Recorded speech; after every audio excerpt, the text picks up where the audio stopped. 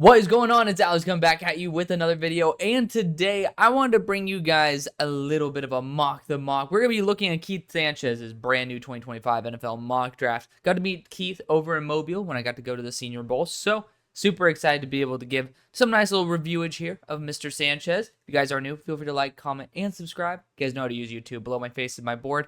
There's going to be some updates coming to it very, very soon, and if you guys want to get some little sneak peeks on that, follow me over on Twitter. And you know how you can do that? Go to that link tree. Gets you there right in a heartbeat. 2 clicks, you're anywhere you want to be. So definitely take advantage of that. Below my face, below my board too, are all the great ways to get involved in the community. And guess what? That's also in the link tree. So go use that. It's super simple, super easy, and super fun. Let's get right into this. Starting off with the #1 overall pick, I want to be able to watch the presidential debate. So we want to get through this in a timely fashion where we get to enjoy it as well. But the Giants go Carson Beck, #1 overall.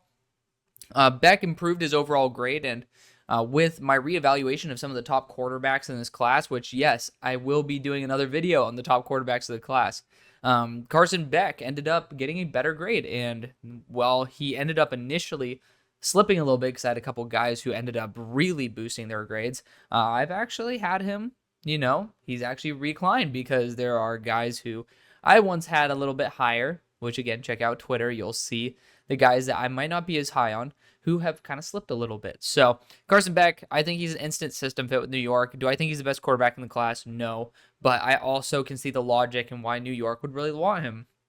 It's been damn near a year since Daniel Jones has thrown a touchdown pass. So I think it's time. So Carson Beck makes a lot of sense. Panthers at #2, Mikael Williams. I think that Mikael has the potential to be a #2 overall player. We haven't seen a ton of development from Georgia defenders. Like, they've all been pretty damn solid, but, I would be remiss to say that I'm not semi-let down by the majority of them because I really had hope for Nakobe Dean. He was my #1 linebacker that year. He's doing well, so hallelujah. But it's taken a little bit of a while. To be fair, the Panthers, based on how buns they are, I think time is kind of on their side. And Mikael brings a great frame at 265, 260, and he has great length. He has great athleticism. He could end up being, a really, really, really valuable asset. It's just, I'm going to be reevaluating him based on this year's performance because last year I thought he was misused a little bit. I thought that he had a lot of room to grow. At #3, the Patriots go Will Campbell. It's a pick I make. I think it makes a ton of sense. Caden Wallace ended up having 17 reps, allowed 0 pressures, but it was only 1 pass blocking rep, which is okay. I want Caden Wallace to be the future at right tackle or right guard, whichever one. At #4, we got the Denver Broncos going T-Mac, Tetairoa McMillan. There was a Instagram post from Tetairoa's story that ended up saying he has 2 years left when trying to recruit Dash Fafita to Arizona. Now, I hope that that's more of just like a marketing move for other schools to kind of maybe boost some NIL money in there. Maybe that's the case, but I'd be remiss to not include that information for you guys because luckily one of y'all sent it to me. And I was like, oh, shoot, checked it out for myself. It was true. And I'm like, But T-Mac brings a physicality to the table that not many wide receivers can. He is very Mike Evansy. I say that on certain rosters, I think T-Mac could end up being a top 15 receiver in the NFL. I don't know if this is one of them. And especially with all the other issues I think the Broncos should be dealing with, I just don't see T-Mac and wide receiver being the best return on investment, especially in this class where I do have guys that will be there the 3rd, 4th round, even like Jaden Higgins, Bo Collins, who bring that physicality as well. There's a lot of guys in this class that have really good contested catch numbers, like above 60% as well. So you're not really getting your return on investment, in my opinion, with T-Mac if you are willing to take a little bit of decrease in, some stature and maybe a little bit of talent. I don't really think so, but I mean, again, I got to speak for the consensus here. I have my own opinion, and I give it to you guys, but I also want you guys to understand what, the general consensus is as well. But wouldn't be my pick at #4. At #5, the Titans go Abdul Carter. Another pick that just isn't where my head is at the moment. I think edge is a great position for the Titans to go after. However, Abdul has a lot of room to develop. Some people even said he might transition back to linebacker based on depth issues. I haven't researched that myself. That was just a comment that popped up like 30 minutes ago. But Abdul Carter, I think that he hasn't performed remotely good enough so far to be classified as a 1st rounder as an edge rusher. And there's so much room to grow for him. Absolutely. But he is far from a Chop Robinson, and I still had my reservations about Chop being a designated pass rusher. So, keeping that in mind, I would just say good idea for the position. I don't agree with the player. Will Johnson goes at number 6 to the Commanders, ended up allowing only 6 yards versus Texas. I will be reevaluating Will Johnson. I will continue to reevaluate him. When I end up giving him the title of best player I've ever studied, I will continue to analyze with unbelievable scrutiny because he will, regardless of what happens, will probably end up being the number 1 player on my board. But the question is, comparatively to all these other classes, if there is a team at number 1, and let's just say, one of these wide receivers really does take it up that much of a notch over the year, maybe one of the, I'm trying to think, maybe one of the quarterbacks like Miller Moss, and, that's where it's like, okay, well, if Will Johnson isn't nearly as superior as I think he is, that's where it would actually tip the scales. But Will Johnson to me is fantastic. The Commanders need it. I think it would be an absolute steal at 6. At 7, the Saints go Quinn Ewers. I'm just going to be blunt here, and I personally am rooting for Quinn Ewers. Like, y'all know, I started out college football fandom as an Ohio State fan. And like when I actually started really getting into it, because I have some Buckeye alum in my family. And when Quinn Ewers first was there, I was like, I have an affinity for Quinn Ewers. I restudied his game versus Michigan this week. And I'm going to be honest. I think that it's just too up and down for number 7 overall. I think you get a similar skill set with Spencer Rattler in terms of ceiling of talent. And I love Quinn Ewers as the guy. I've had friends who are literally drinking out with him at the bar because I have some friends at UT. But I just don't really see the value in it at number 7. And I do feel like New Orleans is going to prove me wrong. Great teams with great defenses, man.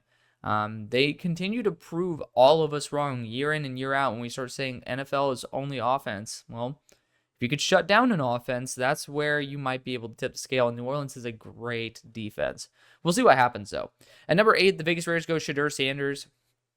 I made plenty of comments on this, but I also ended up studying Shedeur with, every time I go into a review, I don't really care what I think about the player, the personality, so to speak, when I'm actually grading the game. I went in and looked at the Nebraska game, and yeah, there's certainly some stuff you got to put on that offensive line. That offensive line needs to have some accountability. Now, I don't think it's for, one of the players who is being protected by said offensive line to really bring up that criticism. That's the role of a coach. But at the same time, there is criticism there. That offensive line was ass. At the same time, I really saw Shedeur missing a lot of open players. He did not see guys who were open 3 yards from him. His periphery, his understanding, spatial awareness of what the defense is doing comparatively to a running back that's running a flat. Zero clue. There was a guy who was wide open in the flat to his left, did not even know it was there, and ended up actually taking a hit that play. So there were just moments. Obviously, he has some beautiful balls that are delivered right on the money over the middle, and he throws the anticipation. Like, there are those flashes there. But at the same time, I really got scared, not because I don't think he has a good processor. I think he has a very good processor. I think he got scrambled, and I think he couldn't get back on his feet. And resilience is super key. Quarterbacks will make mistakes. Peyton Manning ended up throwing, 18 interceptions his rookie year? Like, you're going to make mistakes. But if you, the key metric for a quarterback, maybe not the key metric because it's not an actual metric, but the key thing I look for in a quarterback is when you make a mistake, can you bounce back and rectify it? Are you going to make another mistake upon another mistake upon another mistake? Or are you really going to need a lot of help to get back on your feet? And this past game versus Nebraska, I really did see Shedeur having to get more and more help to get back on his feet. And, it's indicative. The fact is, the touchdown I think he scored was with 5 minutes left in the game. So it was, a really abysmal performance. At the same time, it really is not all on him. But I do think that there's a disproportionate view by those who try to defend Shedeur about how much blame he should take. And then, I think also on the other side, we also need to understand, because people want to label me as the Shedeur hater. I don't. If you guys look back on the year before, the Caleb Williams year, 2024 draft, before he ever even took a snap at Colorado, he was my QB5. So keep that in mind as well. But I keep it real. That's just what I do. My honest opinion pisses you off. I'm sorry that you feel that way, but I'm not sorry I have that opinion. I just think that Shedeur, I think that the opinion should be leaning far more towards the people who criticize him, but at the same time, it might have stretched a little too far to where people say they would never even consider taking him. I think he has some maturity or some maturation, but the talent absolutely is not out of the picture. It's certainly there. He's a good player. Continuing on, the Cardinals go Travis Hunter. He's going to be a wide receiver. He's not playing corner. So, I mean, I know that right here, Keith agrees.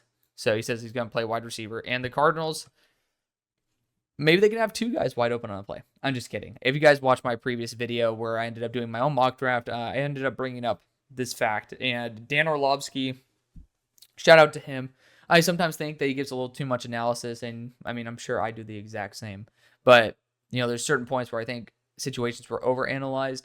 The one with Marvin Harrison Jr. was not. So go check that out on Twitter to save both of us time, or check out my mock draft. Feel free to give me some ad revenue. I love you for it. But regardless, he ended up doing a good job dispelling the myth that Marvin was completely open and then Kyler just didn't see him entirely. There was a reason for it. But regardless, Travis Hunter will bring a new explosiveness to that offense. That pairing up with Marvin Harrison Jr. for 4 more years at a very cheap contract sounds like a pretty damn good idea to me.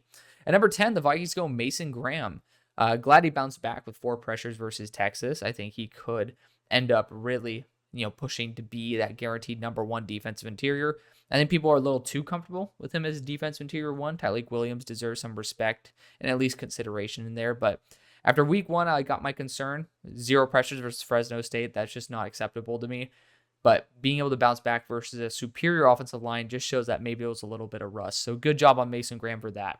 Tampa Bay goes Malachi Starks. Talk about an elite safety duo right there, Winfield and Starks.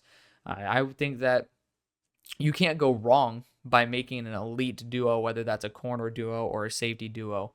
At the same time, you might find more value in the corner. But, in this situation, I like the idea of a little bit of a tense shift right there with Malachi Starks. Colts going Colston Loveland. I've just been a bit against going tight end for the Colts. I know that's something that they need, but when we're talking about the first round, there's so many mouths to feed in that offense at this point. That's like, Alec Pierce is now all of a sudden this dude who gets a 70-yard deep bomb, which, to be fair, that so far has been his best skill set. It seems like he's that guy who gets the deep shots. Oof, pause. That did not come out right. But regardless, there's just too many mouths to feed in this offense. So you're not going to get the probable return that you'd want from a number 12 overall tight end. And I love Colston Loveland. It has nothing to do with his actual talent level. He is a great player. At the same time, I do want to emphasize the fact that, I think there's just areas where, especially with Juju Brents, I think being out for the year now, corner's going to be in big position to add. Unless Juju's going to be back, but it was a position that was a need before him, and I think it will still definitely be a position after. Miller Moss! Hey, let's go! Okay, well, I was getting a little ballsy by putting Miller Moss as my QB1, and, based on this, I'm still getting pretty ballsy with that claim, but this is the first time I've seen Miller Moss in a first round, so this is sick. He's my QB1. I've watched every single game now that he's played. It sounds like a crazy amount. He's only played 3. But his most recent one was his worst graded game. And he had two touchdowns that were dropped. Or 2 touchdown plays that were dropped. And one really, really deep pass that hit the receiver in the hands. And maybe could have been placed a little better, but still was dropped. I think Miller Moss actually was kind of robbed of an even better stat line. But it was his first game below a 93 grade, if I'm not mistaken. So, you know what? He still did a really good job. And I was kind of excited to knock him down more. But I ended up just being like, okay. He does force some passes. I think that's, I think that's a bigger issue with a lot of quarterbacks nowadays is very ready. And especially in offense when everything's so quick, like in terms of, hey, we want to get the ball out as soon as possible. It does take a little bit of the beauty of going to second, third, fourth read. But Miller Moss, I do think it has that potential. He's just super duper new. Steelers then going Luther Burden. For me, I like Luther. I do. But the Steelers, they have a propensity to draft good receivers down the board. Stick to your strengths. Go receiver later on. Luther Burden's still a really good option. If we end up doing that, cool. I'm not going to cry about it at all. He's a good talent, and I think he'd be an asset to the Steelers. I have him comped as Deontay Johnson, pretty much. So I think that's a pretty damn good one. I do worry at 5'10", are we kind of lacking a receiver outside of George Pickens that can bring a little bit of that physical presence? That would be my biggest concern more than anything. 15, the Jaguars go Emory Jones. He can end up playing tackle or guard, says it right here, so good job on Keith for that. I don't need to explain this stuff. Keith does a good job. Even if I disagree with Keith, there's still logic here that I think I 100% agree with. Like, none of these picks I think are egregious in any way, shape, or form. But going offensive line is never a bad idea. I'm surprised to see Kelvin Banks not included as highly. I'm a little bit lower on Kelvin Banks myself, but at the same time, it's just I've never seen that before. So it's interesting to see. Keith and I might be on the same page. At 16, the Chargers go Walter Nolan. I need to see Walter Nolan again in Ole Miss. It's a whole entire new system. He's paired up with JJ Peggies, and talk about a 1-2 punch. That's like lightning and thunder perfectly. But I do think if Walter Nolan ends up being like proving that he was supposed to be a number one player for a reason, he absolutely could be worth the top 15 pick. I mean, there's not many guys who have the explosiveness and power that he does. Even though he's a little bit on the smaller side, I think he's around 290. He still brings unbelievable explosiveness, and he still maintains that physicality that I do love. 17, the Browns go Nick Scourton. I think that fits exactly the profile they go after. You look at Isaiah McGuire. Let's forget about that one. But you look at Isaiah McGuire, and it's a very similar build of player that they're going for. It does look like Nick Scourton. Doesn't fit very many teams anymore in the NFL, but the Browns are certainly one of them. Then we got the Bears going Quinshon Judkins. I don't think the Bears need to go after a running back at this point, even though Judkins would be a crazy lightning thunder combination there with, why am I forgetting DeAndre Swift's name? So certainly would be intriguing. I do think with the offensive line issues that the Bears have, also contracts coming up, it just makes too much sense to go offensive line or defensive line at 18. Rams go Jalen Walker. That would be really, really interesting. They ended up trading away Ernest Jones for pretty much pennies on the dollar, and he's already balling out. So I doubt that the Rams would go after linebacker early on. Jalen Walker, to me, is an edge rusher, and based on Byron Young and Jared Verse doing a great job, I don't really see a very big need for this. But, I mean, the Rams like talent, and Jalen Walker is unbelievably talented. Dolphins go Kenneth Grant. He's been very underwhelming to start out the year. I think he has one pressure through 2 games, and simply put, he's somebody who I had rated a little bit more lower as a developmental guy, someone who I still love, has high pass rushing upside, good block shedder. The ceiling is there, absolutely, but I do think that he's a little bit farther away from a first-round pick than even I want to agree with. I really do like Kenneth Grant, but, I think there's just more cracks in the armor, so to speak, than what we like to admit. At 21, the Falcons go James Pierce. At 21, that's a great value. He's going to be great in coverage as well.